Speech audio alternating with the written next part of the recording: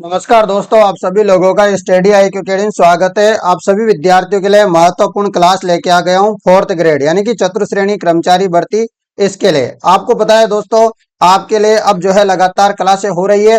कल मैंने क्लास इसलिए नहीं ली थी क्योंकि आप लोग ना तो क्लास को शेयर करते हो, ना आपको कोई मतलब है क्लासों से। यदि आप लोगों का इसी प्रकार का रवैया रहा और आप लोग क्लासें वगैरह लेने में कोई इंटरेस्ट नहीं है तो फिर बंद करने में मुझे भी कोई दिक्कत नहीं है, ठीक है ना। तो देखते हैं एक दो दिन और भी लेके कि आप कितना क्या शेयर वगैरह करते हो, उसी के आधार पे लगातार क्लासें फिर चलती रहेगी। तो चलिए दोस्तों, शुरू करते हैं क्लास को। और आज रात्रि 12 बजे आपके 4th ग्रेड की जो टेस्ट सीरीज मात्र 59 रुपए में मिल रही थी, उसका अंतिम दिन है आज रात जो है 12 बजे। तो किसी विद्यार्थी को 4th ग्रेड की टेस्ट सीरीज लेनी है तो डिस्क्रिप्शन में एप्लीकेशन का लिंक है, मात्र 59 रुपए में आज रात्रि 12 बजे तक मिल जाएगी। उसके बाद ये ऑफर खत्म हो जाएगा। तो चलिए दोस्तों, देखते हैं आज का टॉपिक होगा जल संसाधन, अफवाह तंत्र व झीलें। महत्वपूर्ण प्रश्न यहां से जितने भी आ सकते हैं वो सारे के सारे प्रश्न मैं करवाने वाला हूं। तो चलिए, पहला प्रश्न ये रहा, शेखावटी के अंत प्रवाही क्षेत्र में निर्मित कच्चे जल स्रोत को किस नाम से जाना जाता है। अरे शेखावटी है अपने सीकर झुंझुनू की तरफ, तो यहाँ पर जो अंत प्रवाही क्षेत्र नहीं होते क्या, जो कच्चे जल स्रोत होते हैं, उनको किस नाम से जानते हैं आप सबको पता होगा। क्या नाम से जानते हैं? नाडा के नाम से जाना जाता है। नाडा आपको याद रखना है, ठीक है। यह आप लोगों के लिए इंपॉर्टेंट है, सभी विद्यार्थियों को जो है अच्छे से इन प्रश्नों को कर लेना है, ठीक है मित्रों। शेयर कर देना ज्यादा से ज्यादा। अगला बस प्रश्न आपके लिए, शेखावाटी क्षेत्र में स्थानीय भाषा में कुएं को क्या कहते हैं। अरे शेखावाटी क्षेत्र में जो स्थानीय भाषा में जो कुआं होता है उसको क्या कहते हैं? उसको क्या बोलते हैं? जोहड़ बोलते हैं। क्या बोलते हैं? जोहड़ बोला जाता है। आप लोगों को याद रखना है, ठीक है। तो शेखावाटी क्षेत्र में जो कच्चे और पक्के कुएं होते हैं उनको जो है जोड़ बोलते हैं, या फिर नाड़ा भी कहा जाता है। उसको याद रखना, दोनों में से कोई एक। मृत नदी की उपमा निम्न में से किस नदी को दी गई है? तो कौन सी नदी को हम मृत नदी भी कहते हैं? तो मृत नदी के नाम से हम एक ही नदी को नाम से जानते हैं, वह है घग्गर नदी। तो घग्गर नदी को हम मृत नदी, नट नदी, सोतर नदी, सरस्वती नदी, देशवती नदी, इन नामों से जाना जाता है। आपको पता होगा इसका उद्गम हिमाचल प्रदेश की कालका जो पहाड़ियां हैं, कालका माता की शिवालिक पहाड़ियां, वहां से इसका उद्गम होता है। ये हमारे राजस्थान में टिब्बी तहसील के जो तलवाड़ा गांव पड़ता है हनुमानगढ़ में, वहां से प्रवेश करती है। और प्रवेश करते हुए इसका अंतिम छोर फोर्ट अब्बास, पाकिस्तान जो जिला है, पाकिस्तान का एक जिला है बहावलपुर, तो पाकिस्तान के बहावलपुर जिले तक जाती है, फोर्ट अब्बास तक, याद रखना। अगला प्रश्न, राजस्थान में नदी प्रवाह कितने रूपों में पाया जाता है। तो मैंने बहुत बार बता रखा है यह प्रश्न कि नदी रूप 3 प्रकार के हमारे राजस्थान में, एक तो अंत प्रवाही, एक बंगाल की खाड़ी और एक अरब सागर। तो 3 प्रकार से हो जाएगा। ये बातें आपको याद रखनी है और इनके एग्जाम्पल भी छोटे छोटे आपको याद रख लोगे तो आपका और भी अच्छे से काम बन जाएगा, ठीक है मित्रों। चलिएगा अगले प्रश्न में चलते हैं। ये रहा, राजस्थान की एक नदी जो अंत प्रवाह प्रणाली के अंतर्गत नहीं है। अंत प्रवाह प्रणाली के अंतर्गत मतलब जो छूमंत्र हो जाए, कहीं जाके गायब हो जाए, ठीक है, मरुस्थल वगैरह में, उस नदी को अंत प्रवाही बोलते हैं। तो इनमें से कौन सी नदी है जो अंत प्रवाही नहीं है? देखो, कांतली भी है, काकनी भी है और घग्गर भी है। जाखम नदी दोस्तों आपको पता है अरब सागरीय नदी है। कौन सी नदी है? अरब सागरीय तंत्र की नदी है। माही नदी की सहायक नदी भी है, ठीक है ना। तो ये नहीं है, आपको याद रखना है, ये अंत प्रवाही नदी नहीं है। अगला प्रश्न, राजस्थान की वह नदी जो अरब सागर में गिरती है। अरब सागर में कौन सी नदी गिरती है? कांतली भी नहीं गिरती, चंबल भी नहीं गिरती, बनास भी नहीं गिरती। तो बची कौन सी? लूणी नदी। लूणी नदी जो है किसमें गिरती है? अरब सागर में गिरती है। आप लोगों को याद रखना है, ठीक है, रख लोगे। अगला प्रश्न, प्रश्न है आपके लिए, राजस्थान के अंत प्रवाही अफवाह तंत्र में कौन सी नदी सम्मिलित नहीं है। तो अंत प्रवाही नदी कौन सी नहीं है इनमें बताना, राजस्थान में बताओ। सभी विद्यार्थियों का सही जवाब होगा। देखो, काकनी भी है, साबी भी है, रूपा रेल भी है, रूपा रेल अपने हरियाणा में जाके छूमंतर हो जाती है। और पश्चिमी बनास है, बिल्कुल, बहुत बढ़िया। तो पश्चिमी बनास आपको याद रखना है, ये जो है आपके अंत प्रवाही नदी नहीं है। अगला प्रश्न, प्रश्न है लूणी नदी मुख्यतः कहां बहती है? लूणी नदी मुख्य रूप से अपने कहां पे बहती है बताना। तो लूणी नदी जो है मुख्य रूप से राजस्थान में प्रवाहित होती है। तो पश्चिमी राजस्थान में सबसे लंबी नदी है, जो कि अरब सागरीय अफवाह तंत्र में जाकर के छूमंतर हो जाती है। आपने सुना होगा दोस्तों, लूणी नदी का उद्गम अजमेर की पहाड़ियों से होता है। अजमेर से इसका उद्गम होता है, आपको पता होगा, नाग पहाड़ियों से। आपको पता है अभी जो एनटीपीसी का एग्जाम हुआ है ना, उसमें तक भी ये प्रश्न आया है। सोचो, मतलब एनटीपीसी के इतने बड़े एग्जाम में भी राजस्थान का जो प्रश्न है वो लूणी नदी का आया है, किसका उद्गम कहां से होता है। सोचो आप लोग, तो आप लोगों को खुद को सोचना चाहिए, वेरी इंपॉर्टेंट प्रश्न है ये। इसकी सहायक नदियां बहुत सारी है, कौन कौन सी है आपको बता दूं थोड़ा सा। लीलड़ी है जो कि सबसे पहले मिलती है, उसके अलावा जोजड़ी है, हुइया है, बांडी है, सुकड़ी, मीठड़ी, जवाई, खारी, सांगी, ये है, आपको याद रखना है। और ये कच्छ के रण में जाके गिर जाती है, विलीन हो जाती है। अगला प्रश्न, राजस्थान की लूणी नदी का उद्गम कहां से होता है? तो मैंने बहुत बार बताया, नागपाड़ अजमेर से इसका उद्गम होता है, याद रखना। अगला प्रश्न, लूणी नदी के प्रदूषण का मुख्य स्रोत क्या है? अरे लूणी नदी में प्रदूषण क्यों होता है बताओ। तो आपको पता होगा, लूणी नदी के आसपास रंगाई छपाई उद्योग बहुत है। तो ये रंगाई छपाई जो उद्योग है, उसी की वजह से आज जो है इसकी हालत बहुत बेकार हो जाती जा रही है, इसलिए इसको केमिकल रिवर भी बोलते हैं। इसमें एक नदी आती है बांडी नदी, तो बांडी नदी को क्या बोलते हैं? केमिकल रिवर, याद रखना। बहुत ज्यादा प्रदूषण लेके आती है ये बांडी नदी, और बांडी नदी से मिल जाती है, केमिकल रिवर उसको बोलते हैं, उपनाम। अगला प्रश्न देखो, ये लो प्रश्न है, राजस्थान में कर्क रेखा 2 बार पार करने वाली कौन सी नदी है? अरे आपको पता है यू आकार की नदी है, तो 2 यहाँ होके जाती है तो 2 बार कट जाती है ये नदी। इस नदी का नाम है माही। कौन सी नदी है? माही नदी। आपको याद रखना है, माही नदी जो है कर्क रेखा को 2 बार काटती है। अगला प्रश्न, माही नदी का उद्गम है, माही नदी का उद्गम कहां से होता है? राजस्थान से तो होता नहीं है, गुजरात से होता नहीं है, तो राजस्थान भी नहीं होगा और गुजरात भी नहीं होगा। बचा है कि जिला धार, मध्य प्रदेश से इसका उद्गम होता है। रख लोगे याद? चलो बढ़िया, इंपोर्टेंट प्रश्न है ये। यू आकार का शेप नहीं बनाती है, ऐसे मत सोचना ऐसा वाला शेप बनाती है, ऐसा नहीं, ऐसा बनाती है उल्टा यू आकार का, ठीक है ना। चलो अगला प्रश्न, निम्नलिखित में से कौन सी नदी उत्खात भूमि यानी कि बेडलैंड के लिए कुख्यात है? तो ये एक ही नदी है दोस्तों, कौन सी नदी है? चंबल नदी। बेडलैंड भूमि के लिए यानी कि उत्खात भूमि के लिए, जो खड्डे खड्डे हो जाते हैं ना ऐसे बीच में, जैसे बीच में छुपने की जगह होती है, ऐसा समझ लो।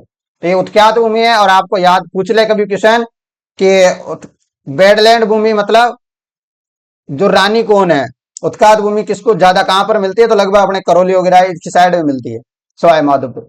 अगला प्रश्न, प्रश्न है, राजस्थान में निम्न में से कौन सी नदी सदावाहिनी यानी कि 12 महीने बहती है?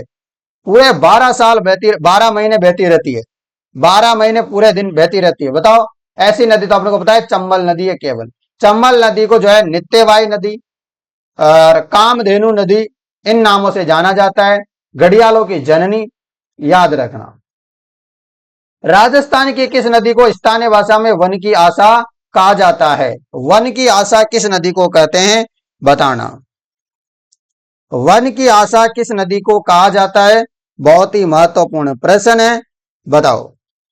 वन की आशा जो नदी का नाम है वह बनास नदी को वन की आशा, वर्णाशा नदी या वशिष्ठी नदी इन नामों से जाना जाता है। दूसरी प्रश्न ये आता है कि इसका उद्गम कहां से होता है? तो उद्गम कहां से होता है बनास नदी का? तो खमनौर की पहाड़ियों से इसका उद्गम होता है। खमनौर से निकल करके ये अपने उदयपुर के रास्ते चित्तौड़, भीलवाड़ा, अजमेर, टोंक, सवाई माधोपुर की यात्रा करती हुए ये चंबल नदी में विलीन हो जाती है, आपको ये भी याद रखना है।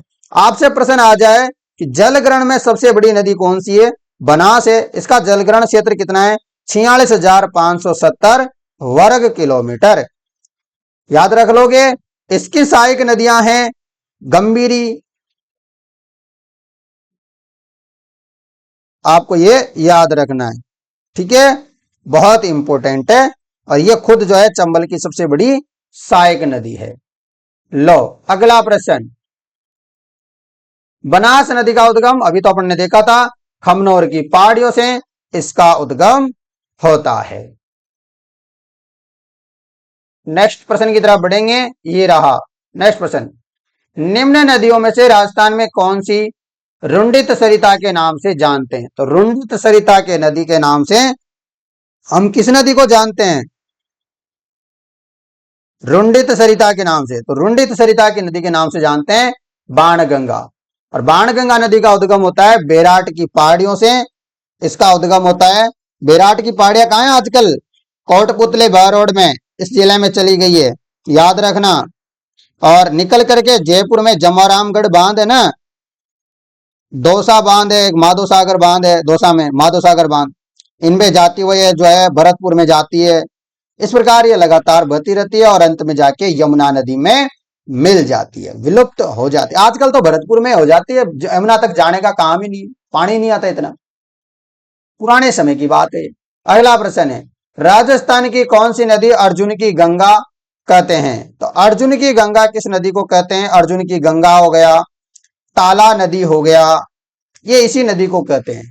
और ये नदी है बाण गंगा, अर्जुन की गंगा, ताला नदी, रुंडित नदी, इसी के नाम है। अगला प्रश्न है, राजस्थान के किन जिलों में नदी नहीं है। तो राजस्थान के कौन से जिले हैं जिनमें कोई भी नदी नहीं है। तो नदी नहीं है, बीकानेर में भी नहीं है, चूरू में भी नहीं है, और आजकल एक और नया जिला बना दिया अशोक गहलोत जी ने, उसमें भी कोई नदी नहीं है, वह है फलोदी। फलोदी, फलोदी, बीकानेर, चूरू, राजस्थान के ऐसे 3 जिले हैं जहां पर कोई नदी नहीं है। अगला प्रश्न, प्रश्न है, मरुस्थल में भुज झील का निर्माण किस नदी पर किया गया है। मरुस्थल में जो भुज झील है इसका निर्माण किस नदी पे किया गया है। जवाब हो जाएगा, मरुस्थल में भुज झील का निर्माण किया गया है काकने, या इसी को बोलते हैं काकनी, ठीक है, काकनी, काकने, या इसी नदी को एक और नाम से जानते हैं मसूरदी नदी। इसका उद्गम जो है जैसलमेर का जो कोट्यारी गांव है वहां से इसका उद्गम होता है, ये आपको याद रखना है। नदी के रूपसी गांव के प्रसिद्ध में जो है प्रसिद्ध जो है भुज झील का निर्माण भी होता है। इसका विलुप्त स्थल जो है मीठा खाड़ी है। अगला प्रश्न, मांडलगढ़ के निकट त्रिवेणी पर कौन सी 3 नदियां मिलती है। मांडलगढ़ के निकट त्रिवेणी संगम जो नदियां बनाती है वो आपको बताना है। तो मांडलगढ़, भीलवाड़ा, मैनाल, तो ये नदियां संगम बनाती है, उनका नाम है, एक तो बेडच है, बनास है, मैनाल है। सबसे ज्यादा त्रिवेणी संगम कौन सी नदी बनाती है, प्रश्न आ जाए, याद रखना बनास नदी। अब मैं आपको बता देना चाहता हूं थोड़ा सा मांडलगढ़ के बारे में, देख लिया अपन ने। बनास नदी एक और जगह अपना त्रिवेणी संगम बनाती है, वह है रामेश्वर घाट, जहां पे मतलब बनास ही मिल जाती है चंबल नदी में। तो रामेश्वर घाट में त्रिवेणी संगम बनाता है, रामेश्वर घाट पड़ता है सवाई माधोपुर। तो बनास है, चंबल है और सीप, तीनों नदियां मिलकर के त्रिवेणी संगम बनाती है। और एक जगह और बनाती है राजमहल टोंक में, यहां पर बनास डाई खारी है। उसके अलावा जोधपुरिया, देवदाम जोधपुरिया नहीं है क्या, टोंक में, वहां पर भी एक संगम बनता है, बांडी, मासी और बनास, तीनों नदियां मिलकर। उसके अलावा एक संगम बनता है अपने दक्षिणी राजस्थान में, सोम, माई, जाकम, तीनों नदियां मिलकर के एक संगम बनाती है, वहां पर एक प्रसिद्ध स्थान है बेणेश्वर धाम, डूंगरपुर। अगला प्रश्न, कौन सी नदी राजस्थान में सबसे बड़ा बेसिन क्षेत्र बनाती है। तो अभी देखा था, बेसिन की बात कर रहा हूं मैं, जलग्रहण क्षेत्र की बात नहीं कर रहा हूं, बेसिन की बात कर रहा हूं। तो लूनी नदी होगी, क्या होगी, लूनी, लूनी के बाद होगा बनास, बनास के बाद होगी चंबल, चंबल के बाद होगी माई, याद रखना। ये ऑफिशियल डाटा बता रहा हूं मैं, ऐसे नहीं समझना किसी का, कहीं गड़बड़ बता दिया, समझ गए। लो, आपको मैंने यहां दे रखा है नदी और सहायक नदी को सम्मिलित करना है। लो, चंबल की सहायक नदी आपको पता है सबको, पार्वती है। बनास की सहायक नदी क्या है? खारी है, बेडच है। लुणी नदी की सहायक नदी क्या हो जाएगी? पहले माई की देख लो, सोम जाकम। लुणी नदी की सूकी, सुकड़ी, जवाई, अभी थोड़ी देर पहले देखा था। ऑप्शन नंबर 1 सही हो जाएगा। फिर से देखो, चंबल की सहायक नदी पार्वती, बनास की सहायक नदी खारी बेडच, लुणी की सहायक नदी सुकड़ी जवाई, माई की सहायक नदी सोम जाखम। ठीक है ना, त्रिवेणी संगम भी होता है इन तीनों का तो एक साथ। चलो अगले प्रश्न में चलते हैं। अगला प्रश्न आपके लिए बहुत ही बढ़िया प्रश्न है। लो, प्रश्न है, राजस्थान में चूलिया जलप्रपात किस नदी पे? वेरी इंपॉर्टेंट प्रश्न है। सारे के सारे में जो क्लास लेके आता हूं, आपको पता है इंपॉर्टेंट क्लासों के लाता हूं ओनली, मेरे को भी कोई मजा नहीं आता फालतू के क्वेश्चन करवाने में। बताओ, तो चूलिया प्रपात अपने चंबल नदी पर है, याद रखना। चंबल नदी पे है बेसरोडगढ़ चित्तौड़गढ़ में। कहां पे है चूलिया जलप्रपात? बेसरोडगढ़ चित्तौड़गढ़ में स्थित है। कुछ और भी जलप्रपात है, मैं बता देता हूं, आपसे प्रश्न आ जाए कभी। तो भीमलत जलप्रपात कहां पे है? मांगली नदी बूंदी में है। चूलिया जलप्रपात कहां है? तो चंबल नदी में बता दिया, बेसरोडगढ़ चित्तौड़गढ़ में। मैनाल जलप्रपात है मैनाल नदी पे, भीलवाड़ा में। भीलबेरी जलप्रपात कहां है? तो बांडी नदी के उद्गम स्थल के पास में है। और अरुणा झरना जलप्रपात कहां है? अरुणा झरना जलप्रपात कहां पे है? तो ये भी आप लोगों को याद रखना है। ये कहां पे है? जोधपुर में। बेरी गंगा झरना ये मंडौर जोधपुर में है। दमोह जलप्रपात कहां है?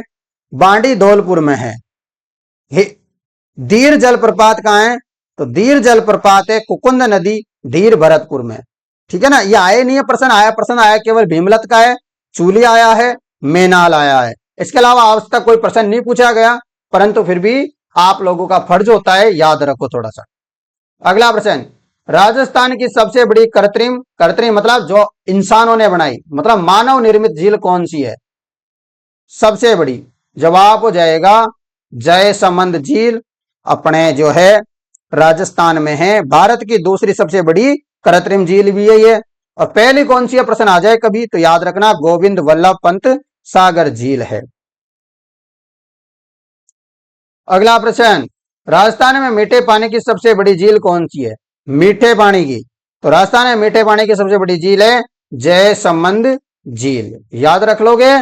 चलो अगले प्रश्न की तरफ बढ़ते हैं। ये रहा, इनमें से कौन सी झील मीठे पानी से संबंधित है? तो आपको बताया डीडवाना भी नहीं है, पचभद्रा नहीं है, लुणकरसी नहीं है, कायलाना झील। तो कायलाना झील जो है मीठे पानी की झील है, आपको याद रखना है। रख लोगे भाई?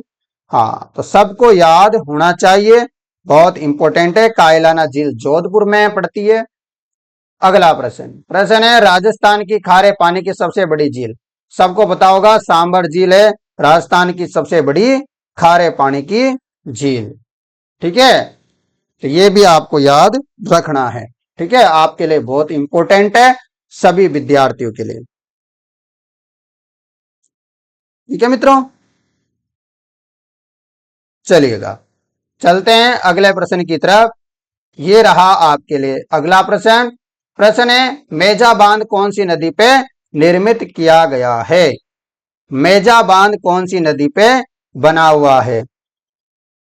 बताइए, मेजा बांध कौन सी नदी पे बनाया गया है? तो आप सबको पता होगा कोटारी नदी पे स्थित है मेजा बांध, भीलवाड़ा में। ठीक है, चलो अगले प्रश्न में चलते हैं। ये रहा, डेबर झील के नाम से कौन सी झील को जानते हैं? क्योंकि डेबर दर्रे के द्वारा यहाँ पानी आता है, इसीलिए इस झील का नाम डेबर झील भी रख दिया है। ये झील है जयसमंद झील। कौन सी झील है जिनको अपन डेबर झील के नाम से भी जानते हैं? वह है जयसमंद झील, आपको याद रखना है। रख लोगे आप लोग याद? तो आपको अच्छे से याद रखना है। अगला प्रश्न आपके लिए, बिशलपुर बांध का निर्माण किस वर्ष में पूर्ण हुआ? बताइए, बिशलपुर बांध का निर्माण बताइएगा, बिशलपुर बांध का निर्माण किस वर्ष में पूर्ण हुआ? कमेंट कीजिएगा फटाफट। तो सभी विद्यार्थियों का जवाब हो जाएगा 1999 में। तो 1999 में बिशलपुर बांध का निर्माण हुआ। कब से शुरू हुआ था? ये 1987 से शुरू हुआ था।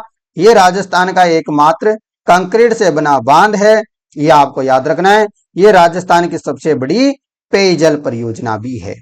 ठीक है, अगला प्रश्न आपके लिए। प्रश्न है, बांसवाड़ा स्थित बजाज सागर बांध किस नदी पर स्थित है? तो बांसवाड़ा में बजाज सागर बांध है, ये कौन सी नदी पे है? आपको याद रखना है, माई नदी पे है। दूसरी बात और याद रखना, ये राजस्थान का सबसे लंबा बांध है। ठीक है, इसकी लंबाई कितनी है? 3109 मीटर है। ये बातें आपको याद रख लेनी है ताकि परीक्षा में आए तो आपसे कोई गलती ना हो। ठीक है, अगले प्रश्न में चलते हैं। दोस्तों दिख रहा है आप लोगों को प्रश्न या नहीं दिख रहा? दिख रहा है। चलो बताओ, एशिया में चिनाई वाला सबसे ऊंचा बांध, चिनाई वाला सबसे ऊंचा बांध बताओ। सबसे लंबा बता दिया, अब सबसे ऊंचा बांध भी बता देता हूं। चलो कौन सा बांध है? तो आपको पता होगा, जाखम बांध है सबसे ऊंचा, 81 मीटर का। कितना मीटर का है? 81 मीटर का है, और यह है प्रतापगढ़ के अनूपपुरा गांव के पास में स्थित है। ठीक है, तो ये बात आपको जो है याद रखनी है। रख लोगे तो ये इंपॉर्टेंट है आपके लिए। ठीक है, चलिए मित्रों, आप लोगों से मुलाकात करेंगे नेक्स्ट क्लास 9 बजे। तब तक आप सभी को बहुत बहुत धन्यवाद। जय हिंद दोस्तों। क्लास को शेयर कर देना और 4th ग्रेड की टेस्ट सीरीज ले लेना सभी के सभी।